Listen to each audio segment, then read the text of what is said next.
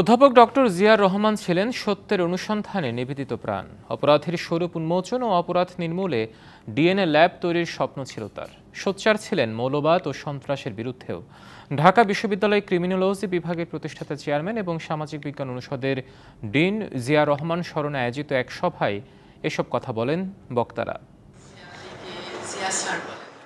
শনিবার অধ্যাপক জিয়া রহমানের স্মরণসভার আয়োজন করে ঢাকা বিশ্ববিদ্যালয়ের ক্রিমিনোলজি বিভাগ। তার পরিবারের সদস্য ছাড়াও এতে অংশ নেন শিক্ষক, শিক্ষার্থী ও নানা পেশার মানুষ।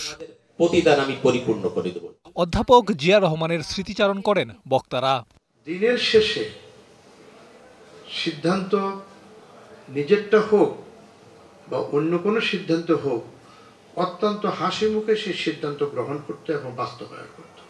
সে খুবই বড় হৃদয়ের মানুষ ছিল।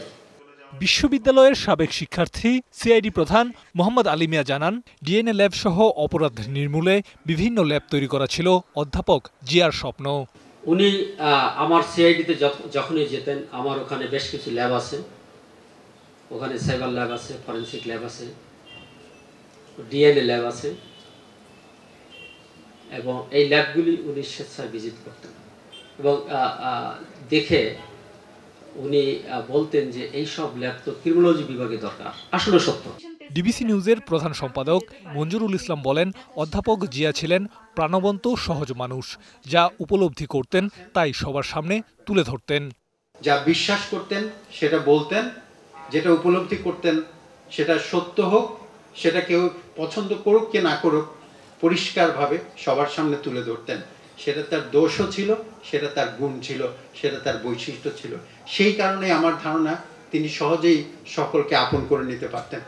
অনুষ্ঠানে অধ্যাপক জিয়া রহমানের নামে ট্রাস্টি বোর্ড খোলার ঘোষণা দেন ক্রিমিনোলজি বিভাগের অ্যালামনাই অ্যাসোসিয়েশনের সভাপতি ও পুলিশের এসবি প্রধান মনিরুল ইসলাম। ঢাকা বিশ্ববিদ্যালয়ের সামাজিক বিজ্ঞান অনুষদের ডিন, ক্রিমিনোলজি বিভাগের প্রতিষ্ঠাতা চেয়ারম্যান, সিনেট সদস্য, শিক্ষক সমিতি ও নীল দলের সদস্য জিয়া রহমান 23 মার্চ মৃত্যুবরণ করেন। Nabil Jahangir, DBC news, Dhaka.